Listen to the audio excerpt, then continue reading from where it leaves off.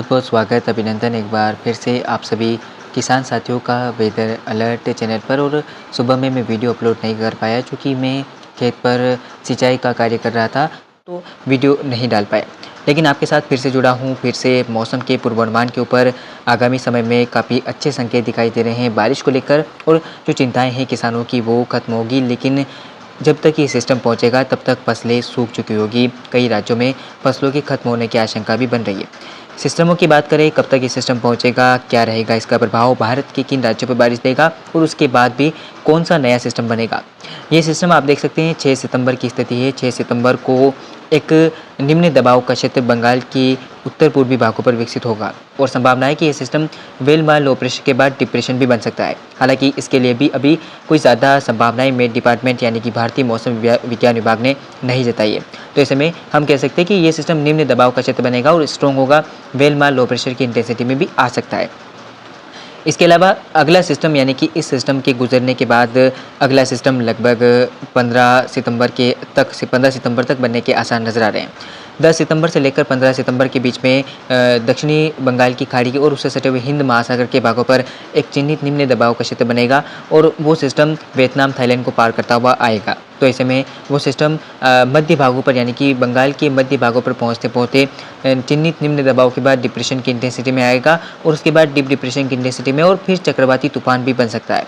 तो सितंबर के पहले व दूसरे सप्ताह काफ़ी अच्छे बीत सकते हैं, ऐसी संभावना है। और आप देख सकते हैं किस तरह से सिस्टमों का ट्रैक काफ़ी ज़बरदस्त दिखाई दे रहा है। अनुमान संभावना है कि सिस्टम मध्य प्रदेश तक पहुंचेंगे, मध्य प्रदेश के पश्चिमी क्षेत्रों पर जहां बारिश को लेकर चिंताएं हैं, और पूर्वी राजस्थान में भी बारिश को लेकर चिंताएं हैं। तो यहाँ पर बारिश के संकेत 6, 7 और 8 को दिखाई दे सकते हैं। कई जगहों पर अच्छी बारिश के संकेत भी दिखाई दे रहे हैं। हालांकि अभी भी मानसून कमज़ोर बना हुआ है, और आगामी समय में भी मानसून के कमज़ोर रहने की कोई ज़्यादा संभावना है कमज़ोर रहने की, क्योंकि अल नीनो विलेन बना हुआ है, अल नीनो दानव है। तो इस समय ये अल नीनो ही भारत के मानसून को लगातार कमज़ोर करता रहेगा। तो अब तो जानते हैं कि क्या रहेगा सिस्टम का प्रभाव। ECMWF मॉडल क्या इंडिकेशन देते हैं सिस्टम के ऊपर। और अभी तक आपने इस वीडियो को लाइक नहीं किया, चैनल को सब्सक्राइब नहीं किया, कर लीजिए। तमाम मौसम से जुड़ी जानकारी के लिए ECMWF मॉडल के अनुसार आप देख सकते हैं किस तरह से मॉडल सजेस्ट कर रहे हैं कि 4 सितंबर के आसपास सिस्टम बनेगा, और 5 सितंबर के आसपास आप देख सकते हैं किस तरह से बंगाल की खाड़ी पर स्ट्रॉन्ग निम्न दबाव का क्षेत्र विकसित होगा, और 6 सितंबर के आसपास ये सिस्टम वेल लो प्रेशर की इंटेंसिटी के बाद आप देख सकते हैं किस तरह से भारत के मेन रीजन पर पहुंचेगा। और संभावना है कि इसके उत्तरी छत्तीसगढ़, उत्तरी ओडिशा के भागों पर जब ये पहुंचेगा तो बारिश की गतिविधियां उत्तर प्रदेश के कई भागों पर काफ़ी ज़बरदस्त होने के आसार है। इसके अलावा राजस्थान के ऊपर भी एक सर्कुलेशन पहुंचेगा। ये सर्कुलेशन काफ़ी अच्छी बारिश पूर्वी राजस्थान के भागों पर दे सकता है, और इस सिस्टम के आगे बढ़ते हुए इसी दिशा में आगे बढ़ने की संभावना है। उत्तर पश्चिमी दिशा में ये सिस्टम आगे बढ़ेगा, और पश्चिम मध्य प्रदेश पर पहुँचते पहुँचते धीरे धीरे कमज़ोर होगा, लेकिन राजस्थान के पूर्वी भागों तक ये काफ़ी अच्छी बारिश दे सकता है। ऐसी संभावनाएँ बनती हुई नज़र आ रही है। तो सिस्टम का फॉर्मेशन हो गया है, लगभग आप देख सकते हैं किस तरह से बारिश की संभावनाएं बनती हुई नजर आ रही है। ECMWF मॉडल इंडिकेशन कर रहे हैं, और आगामी सिस्टम के चक्रवाती तूफान बनने की भी संभावनाएं दिखाई दे रही है, क्योंकि वो सिस्टम हिंद महासागर और उससे सटे हुए बंगाल की खाड़ी के ऊपर विकसित होगा। तो ऐसे में जब वो पूरी ताकत से भारत की ओर बढ़ेगा, तब संभावना है कि वो मध्य भागों पर आते आते यानी कि बंगाल के मध्य भागों पर पहुँचते पहुँचते वो सिस्टम और इंटेंसिफाई होगा, डिप्रेशन बनेगा, और फिर उसके चक्रवाती तूफान बनने के भी संकेत दिखाई दे रहे हैं। लगातार तमाम जो मॉडल्स हैं वो इंडिकेशन दे रहे हैं। ऐसे में आगामी समय में काफ़ी अच्छी परिस्थितियाँ देश के ऊपर रह सकती है। जिस तरह से इस समय अल नीनो विलेन बना हुआ है, और अल नीनो भारत में मानसून को कमज़ोर कर रहा है। तो ऐसे में आगामी समय में काफ़ी अच्छे संकेत दिखाई दे रहे हैं। 7 सितंबर से ही बारिश की गतिविधियाँ देश के अधिकांश भागों पर बढ़ती हुई नजर आएगी, और सूखे के हालात धीरे धीरे खत्म होते हुए नजर आएंगे। तो चलिए GFS मॉडल पर नजर डालते हैं कि क्या कह रहे हैं GFS मॉडल, और क्या है बारिश की संभावनाएं। तमाम जानकारी इस वीडियो में आपको देने वाला हूँ। मॉनसून 2023 जब से आया है तब से हमने देखा है कि कहीं ना कहीं देश के अधिकांश भागों पर सूखा ही नज़र आया है। बारिश को लेकर चिंताएं लगातार बरकरार रही है। बारिश को लेकर किसानों के चेहरे मायूस रहे हैं, क्योंकि इस बार अल नीनो का काफ़ी ज़्यादा प्रभाव मॉनसून पर पड़ रहा है। ऐसे में बंगाल की खाड़ी पर स्ट्रॉन्ग सिस्टम भी नहीं बने जिससे कि बारिश हो, लेकिन अब आगामी समय में परिस्थितियां बदलती हुई नज़र आ रही है सिस्टम को लेकर।